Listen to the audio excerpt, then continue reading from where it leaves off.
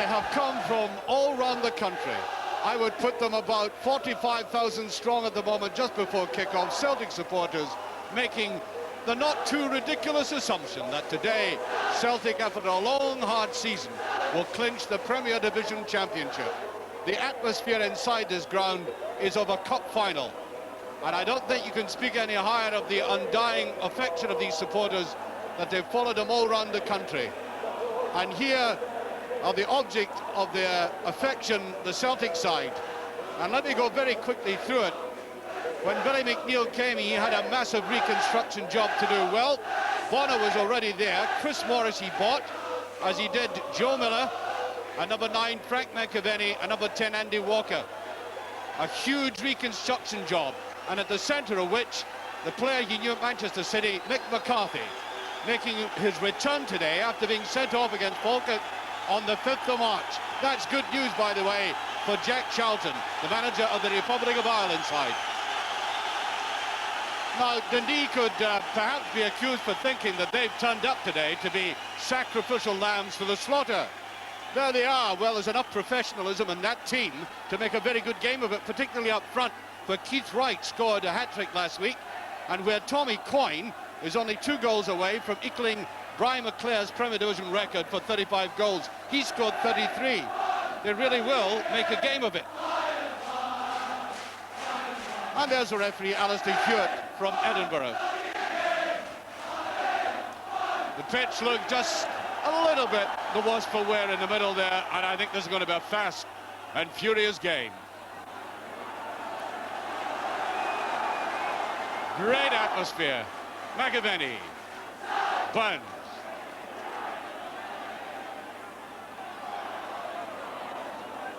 McStay will be patrolling the midfield area for Celtic, stroking the ball around as confidently as ever done at his best.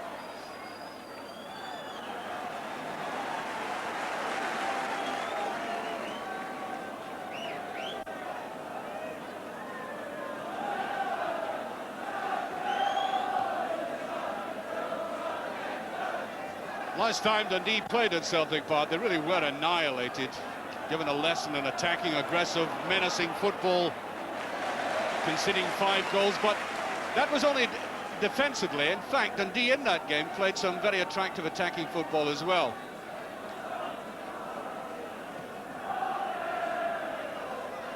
Oops. Total misjudgment there. Stuart Versailles going in for it. Fighting back well. Well, Joe Miller has come right across to the goal line. There he is on the goal line now, coming back from it.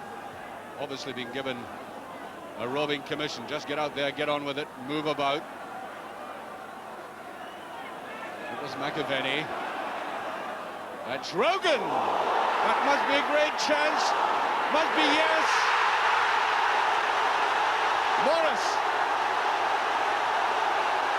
1-0. 3 minutes gone, and that's the scoreline. Well, the man I mentioned, who had been bought by Billy McNeill, in at the death of this move. Nicely laid back there by McAvenny.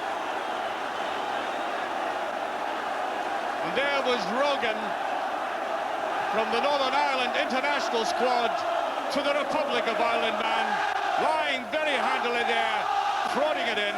1-0. It was a good jump by Saunders. Now Miller to McAvenny. Here's Burns. Good run out there by Morris again. Corner kick. And a feature of Celtic's play this season has been the attacking inclinations of both full-backs. Certainly Morris comes forward very well.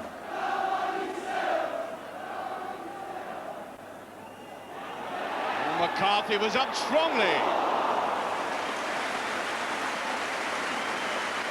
Big, powerful player.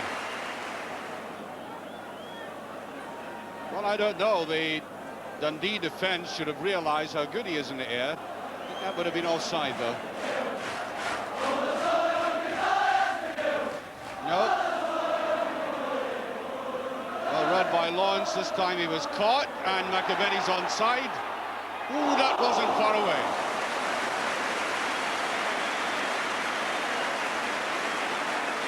McAven is exceptionally good at that.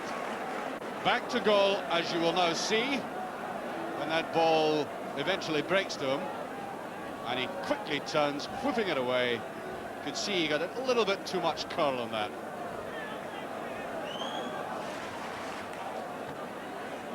Saunders.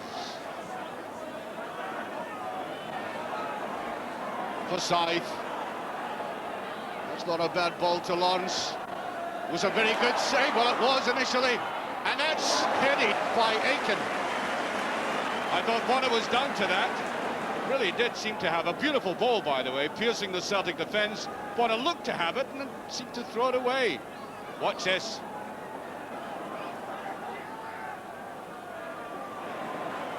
McAvenny. Got that over well, and there is Shannon. Rogan.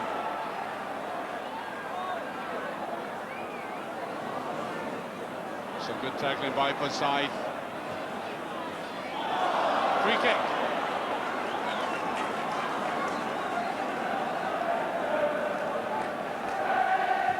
Barnes with that. Carson hesitating again, and Walker accepting that gift, but not using it well. He came in on it as the Dundee goalkeeper once again looked almost petrified in the line, and he couldn't put it away.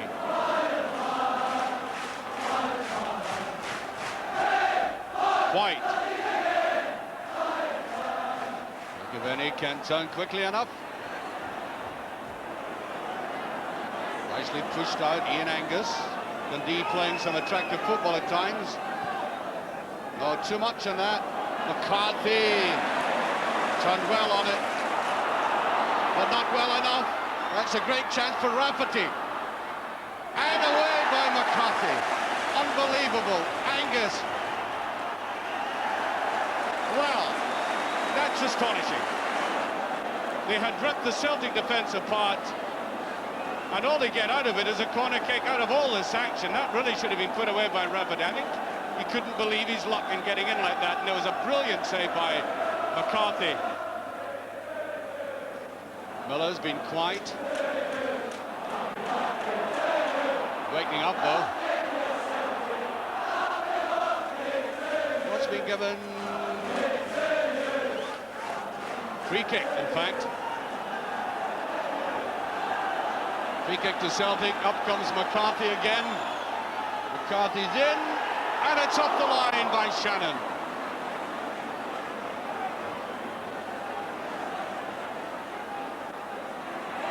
Morris fighting hard for that.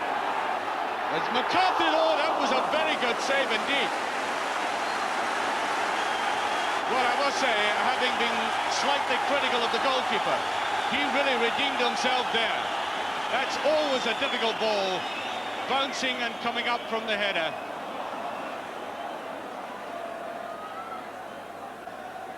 You'll see it coming as Morris swept that over. He got the break. Now, always a difficult ball to take. A downwards header that bounces like that, superb.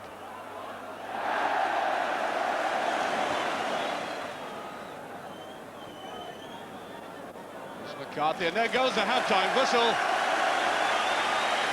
To exultant cheers, Celtic troop off after that goal that eased the day and the pressure for Celtic, coming so early from Chris Morris, doing what he's been doing all season, getting forward, and Morris was there to make it look easy, although it never is. Celtic only 45 minutes away from the inevitable conclusion of their league season and the championship. Well, Dundee, starting off the second half, have manfully tried to make a game of this. As I said, they've spun some very good chances.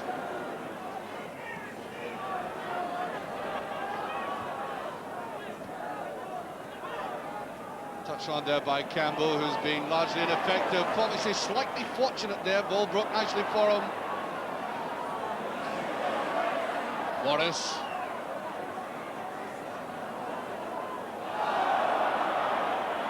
Hit put in, free kick. It's Morris keen to take this, pushing Joe Miller out of the way. There's a header!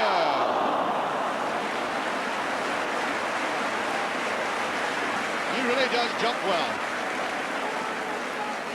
Watch him coming in once again to the far post. Rogan. Quine. Was annoyed with himself. It's a bad ball by Quine. Buns. McAvenny's onside. That's a corner.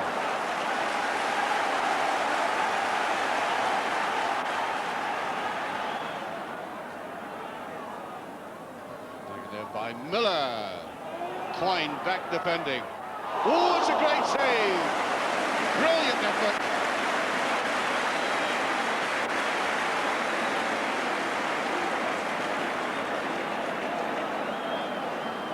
Watch this whizzing in there from McAvenny. Just touched away from McStay. Up comes Aiken on that valuable run. Slightly exposed now, though. Here's Quine. Little turn by Quine. And Rogan fights through that well. As I say, Dundee have built up some openings for themselves with some neat play from midfield, but never able to convert it into threat. Like this. Well, that's a beautiful chance. And Miller. Right off it. Deftly put through there. That should really have been put in the back of the net, but good goalkeeping. Really credit to go. Look at this superb little nudge through there by McAvenny. And the goalkeeper can use any part of the anatomy he wishes. McCarthy. That was slack and careless. Quine. Nice deep touch forward. And McCarthy comes through that. And just occasionally, Celtic have cleared the lines in the most awkward manner, but it's worked for them. And here's a counter-attack. McAvenny. Couldn't get the shooting chance. Miller does. And the flag is up. Free kick.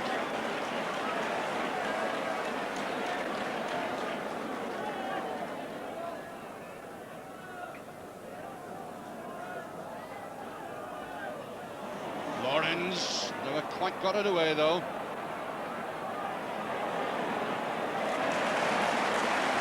I will see that's all from Tommy Burns. Rogan attacks. At pace.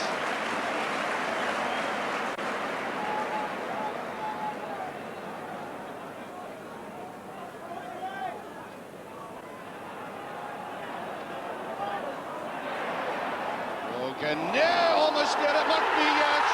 No, offside. Miller. Quickly taken by the goalkeeper, in fact, too quick. Well, offside given for this one. Nice. Adventuresome run again. That was nodded on, and Miller had been in that offside position. And it goes through, no offside. Here's Quine. No, as soon as he played the ball away wide to the side, he was going to make life difficult for himself.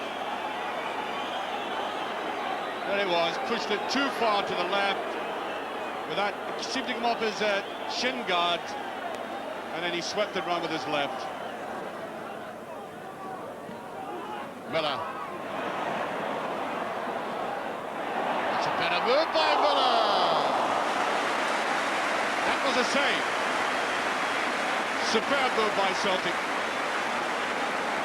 Quick understanding between the players, running off the ball, they did everything, and a very good shot and save. We're halfway through the second half as this corner is taken. And Carson, after a very nervy start, has come on to a fine game. McCarthy once again getting up for this. He doesn't mess about when he's in the penalty area, and that's a Very agile-looking movement there from Carson. Push, I think, by White. Free kick to Dundee.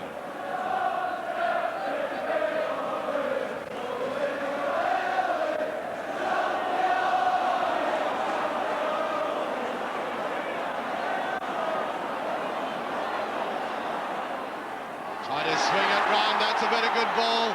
Walker has done it. What a fine goal. That's it. That very quality I was speaking about just a few seconds ago, you saw at its best. The quick counter-attack. He's always going to be found when he's needed, and he was there. Carson with no chance. Delicately to the side and then bang. 2-0 with exactly 14 minutes of the game remaining. Any possible lingering doubt has been well and truly extinguished by that very fine effort. Walker again. Oh!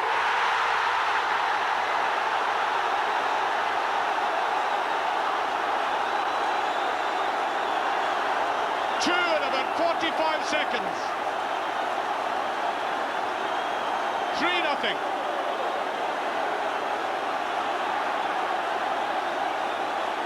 I mean, we were still looking down at our notes. That's how to catch out commentators. We're busy scribbling the statistics of the last goal. Really, a blitzkrieg and a personal one.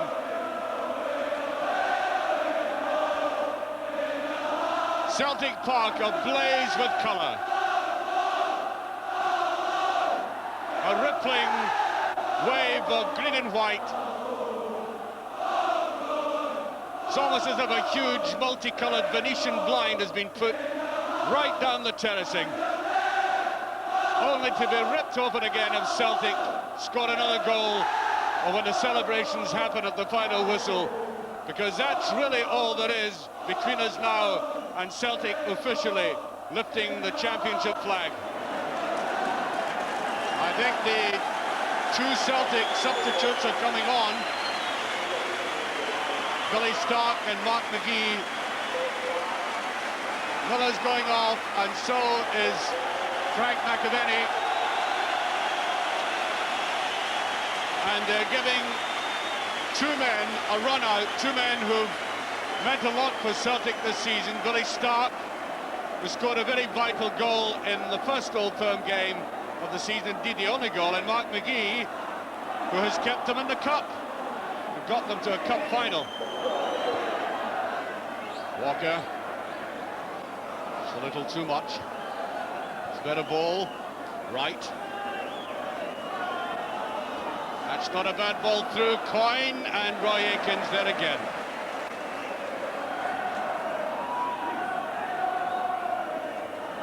Ooh, bad one by McCarthy. And that is brilliantly saved.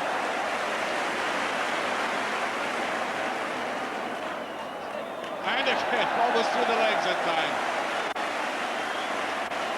A final gesture by Dundee. There was a shot, that was Rafferty. He did that very well.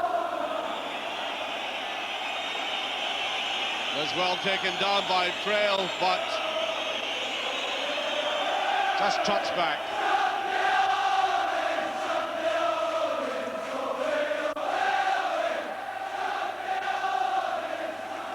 Might be a minute or so added on for stoppage time.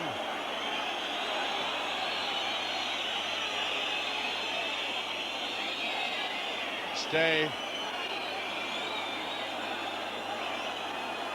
Oh, right off the ball by Rogan. That's not a bad ball to Coyne. Woo, it whistled past.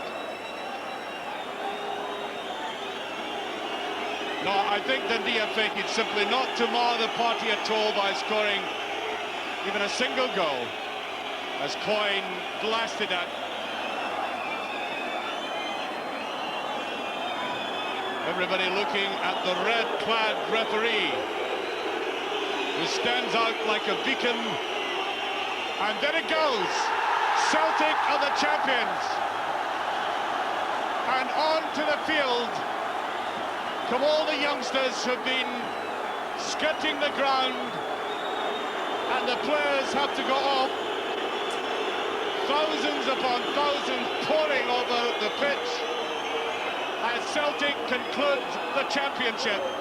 It is not really what the club wanted at all. They wanted the crowd to keep on the terracings, or else the team simply were not going to come back on. And I'm not sure if in fact all the players got off. They were suddenly engulfed in that tidal wave of humanity, which really is perfectly understandable. It's happened on other occasions and in other places. Amazing scenes at the end, and as you can probably hear in the background, even the seagulls seem to be celebrating. Well, the club nor the police wanted the crowd to invade the pitch, but you know, it really is understandable on those occasions. I've seen it happen before in other places and other times. But after a patient 20-25 minutes of ushering part of this huge 60,000 crowd back behind the barriers, out came the Celtic team to reappear to tumultuous celebrations on the terracings. Winning, of course, their new T-shirts signifying and denoting the winning of the championship 1987-1988. To a marvellous reception, Celtic supporters coming from all over the country to see this and getting their first view of the new champions. It was all very happy, wasn't it? Meanwhile, back in the dressing room, we had a camera unit, and we captured some amazing scenes as the Celtic players came back victorious from the pitch.